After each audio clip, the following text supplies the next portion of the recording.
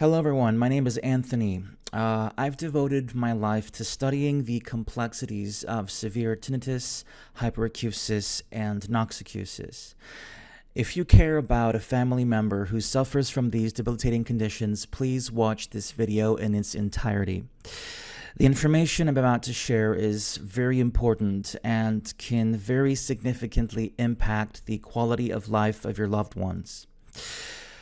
I've spent thousands, if not tens of thousands of hours researching these conditions and have learned from prolific researchers such as Professor Susan Shore, Professor Thanos Xenopoulos, J. Kaltenbach, S.D. Kochler, C. Liu, C. Wu, and many others. If you're interested in researching more about these conditions beyond the information contained in this video, I have numerous videos on my channel explaining the scientific background of these conditions, and I'll put up the names of the researchers on the screen right now, and you can go to Google Scholar and search for their work there. Now, a little bit more about my journey. I suffered from debilitating reactive tinnitus and extremely catastrophic hyperacusis. There was a time when I couldn't even bear listening to a microscopic small piece of plastic fall on the floor. It sounded like bombs to me exploding. My tinnitus was so severe and reactive that it led to me constantly contemplating ending my own life, just, due to the catastrophic suffering that I was going through. Now, it is absolutely essential to emphasize that these conditions are absolutely not mental conditions. The people suffering from this are not crazy. These are very severe neurological conditions. The pain and suffering of these conditions is very difficult to put into words. Now, these conditions are due to mostly to hyperactive or dysfunctional nerve cells in the brainstem. This is a theory that is proposed by Professor Susan Shore. This hyperactivity can appear due to loud noise, overuse of headphones, going too loud, and constantly being in loud environments. It also may be caused by certain drugs like benzodiazepines, antidepressants, and there's many causes for it. Now, if I try to put this into words, try to imagine the intense torture scenes in movies where characters are begging for death after months and months of suffering and torture. That is the level of agony that people with these conditions endure. There is a limit to how much torture a person can take. Definitely trust me on this. Now, for more stories about what life is like with these conditions, I highly recommend checking out the YouTube channel Hyperacusis Central. I will link this channel in the description. There you may see the stories from some people who share these debilitating conditions, and they can put it into perspective for you a little bit. Now I'm going to play an audio clip from a movie that I found to be very similar to the sound of constant tinnitus that I heard at my worst. Now, this is a warning to fellow sufferers right now. Turn off your noise. This audio is going to be exclusively for those who do not suffer from these conditions to try and understand what this sounds like. Now, before I play the clip, imagine this noise at a constant, loud, debilitating level, and you can't turn it off. It's constantly changing, it's constantly morphing, and just imagine hearing that all the time. Now, I'm going to play the video right now, and for those, again, who are suffering from tinnitus and hyperacusis, this is a warning for you to turn off your audio right now.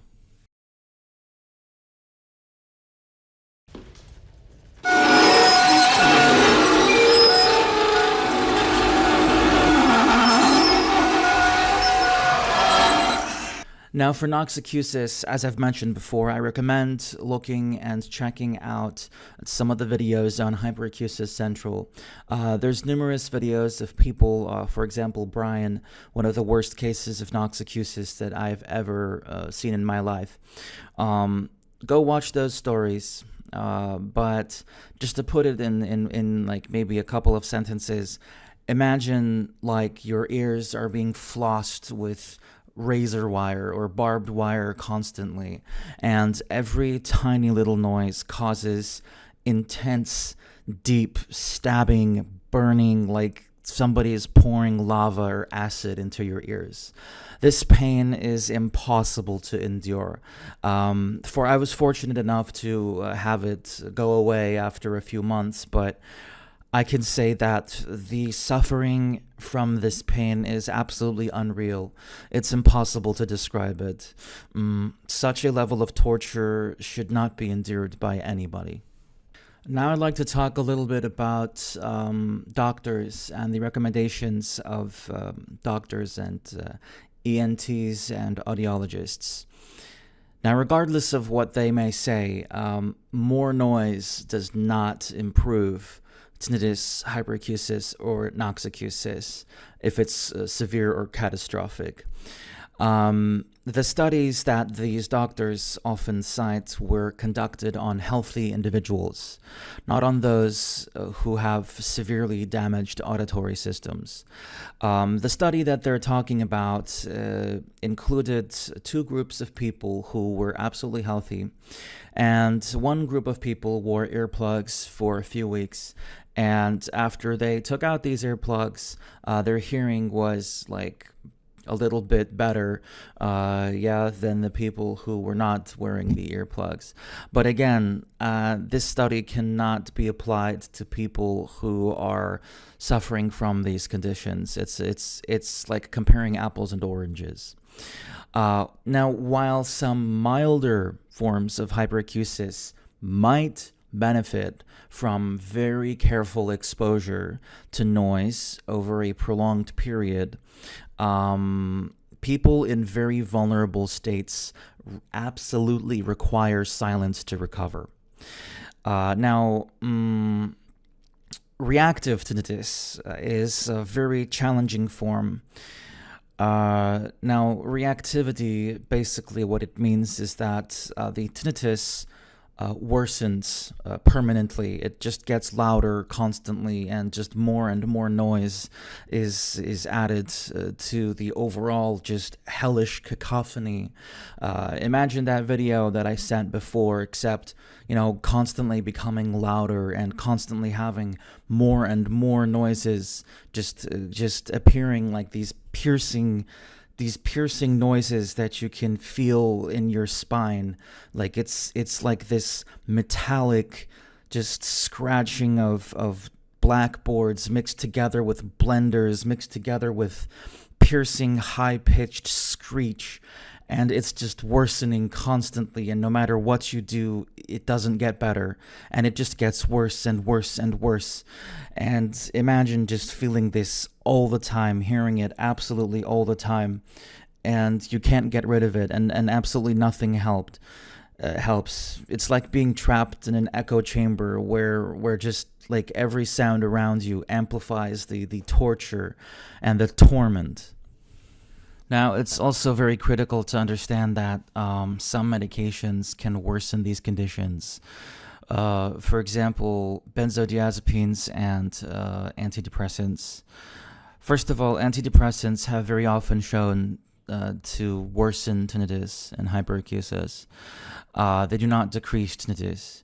And while benzodiazepines have shown to temporarily provide some relief by dampening neural activity, their overuse can lead to something that's called GABA tolerance. And this tolerance, in turn, can cause tinnitus and hyperacusis and even noxacusis to worsen catastrophically. If medications are recommended by any doctor, If your loved one is suffering from catastrophic tinnitus and hyperacusis, do not force them to take these medications. People who have mild forms of tinnitus, which I will talk about later as well, very mild, I'm talking like maybe quiet room, stable tinnitus, may benefit from antidepressants, but catastrophic cases, absolutely not. Now, I've observed and worked with hundreds, if not thousands, of cases over the years. And currently, time, and I mean a lot of time, and the silent environment are the only remedies that can help at this level of severity. This is very important to understand. If you really care about your family member, friend, loved one, then providing a stable and quiet environment is absolutely crucial for their recovery. I was one of the worst cases in the world, but thankfully I was given the opportunity and I was placed in a quiet environment, in a very quiet apartment with minimal noise, absolutely calm, almost complete silence. And I've managed to improve to a point where I can do practically everything again. I can go to restaurants, I can travel around the world. And patience is key. Please be patient with these people. I understand that their requests might seem irrational or even lunatic, but this behavior is definitely caused by severe suffering and should not be taken lightly. Now, as I said before, there is a very big difference between someone who is suffering from severe anxiety and someone who is objectively catastrophic with these conditions. Very heightened anxiety can be helped with psychological interventions like cognitive behavioral therapy, and even tinnitus retraining therapy that I actually dislike. But for milder forms where a person's anxiety is catastrophic, but their conditions are not objectively catastrophic, they may be helped, like their emotional state may be helped by these therapies, but they should not be applied to people who are catastrophic. They don't work. They're beyond this type of help. I would like to emphasize once again that most doctors, ENTs, audiologists, etc., they do not study tinnitus, hyperacusis, and Noxacusis in med school. I know this because I went to med school. I dropped out, but these conditions were not covered in the courses. The information that these doctors have is often very severely outdated, and many of them do not take the time to research them on their own. It's not necessarily their fault. Catastrophic cases of tinnitus, hyperacusis, and Noxacusis are exceptionally rare. And they require several cofactors to manifest. Now, many loved ones seemingly don't understand this, and I can understand their position, of course, because doctors are considered to be like these beacons of absolute truth. But in reality, for these conditions, unfortunately, that's not the case. And forcing your loved one to visit doctors, or forcing your catastrophic suffering loved one to follow these CBT and TRT therapies that these doctors offer, it's not going to help. Forcing them to visit psychiatrists, forcing them to take meds, you might think that you're helping, but you're actually making the condition worse. And, my family actually forced me into a psych ward. And of course, that didn't help whatsoever. It just worsened my condition from the overexposure of noise. So please understand, and I understand that it's really, really hard to accept this fact, but please try to understand this, objectively speaking. Another thing that should be mentioned is something that doctors recommend immediately. when they are told about their patients having these conditions, they recommend getting an MRI. Yes. Now, MRIs are extremely loud, and I'm talking they can be over 120 decibels. Now, for people with very vulnerable auditory systems, this can lead to catastrophic worsening. Now, what these doctors presume presume that the patients may have is an acoustic neuroma. What this is a tiny benign tumor that is on the 8th cranial nerve, or the auditory nerve. And the pressure on the nerve causes this tinnitus sensation. But the thing is that this type of tinnitus is almost exclusively unilateral. What that means is that it's from one side. That's the first part. And the second part is that this type of tinnitus is stable. What I mean is that it doesn't worsen from noise. And an acoustic neuroma cannot cause hyperacusis or noxacusis either. So the only cases in which a person should potentially take the risk of having an MRI is if their tinnitus is stable and does not worsen with noise. It's unilateral from one side.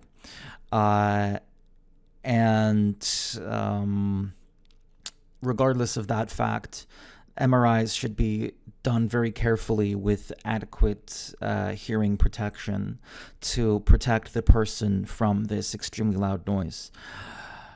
But people suffering from tinnitus and hyperacusis and noxacusis at a catastrophic level should not have this procedure done under any circumstances. Now let's talk about treatments. We're on the brink of new developments, such as the Susan Shore bisensory stimulation device, which is coming to the market soon. I have a video describing very precisely the science behind this device and how it works. It's on my channel. It's the second Susan Shore DIY update video, the one that's 20 minutes long. If you're interested, your family member or friend can show it to you as well. Now, I have a few words to say about the Lanier device, which has been just, marketed to hell recently. The Lanier device, unfortunately, is a scam. It doesn't work. It is marketed now as a habituation device. Now, what that means is that it's totally placebo. It doesn't do anything. It just plays noise and, shocks the tongue. Unfortunately, the researcher behind it sold out to a company called Neuromod, and they released this excuse me for my French, half-assed device to market to profit as fast as possible. So no, it doesn't work. So do not consider buying it. There's other drugs on the horizon like potassium channel openers, which are being refined to target the specific channels responsible for tinnitus generation. Unfortunately, they haven't reached the market yet. Now, one that was on the market is called reticabine or Trobalt, and it does work, but it was taken off the market a few years ago due to severe side effects. Now, this drug can be made in some labs, but it should be approached with severe caution due to, well, as I mentioned, the severe side effects, but it can be taken in situations where a person is basically on the brink of suicide or very severe. Now, as I've mentioned, these options are unfortunately not readily accessible, and they do require a certain DIY approach, often involving specialized labs or construction of electronic components. Now, at the moment, yes, again, there are no market solutions for noise-induced tinnitus, besides treating cofactors like receded mandible, for example, can be treated with a mouth guard that moves the mandible forward, for example, or TMJ, temporomandibular joint dysfunction, for example, or other somatic cofactors like cervical issues, etc., etc. But yeah, unfortunately, for purely noise-induced tinnitus, which very rarely is the case, of course, that something is purely caused by noise and cochlear damage and no cofactors. But in any case, time remains the primary healer.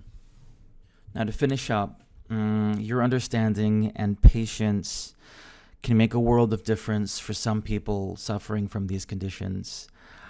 Thank you for taking the time to watch this video and for being a source of support for your loved ones during their difficult journey.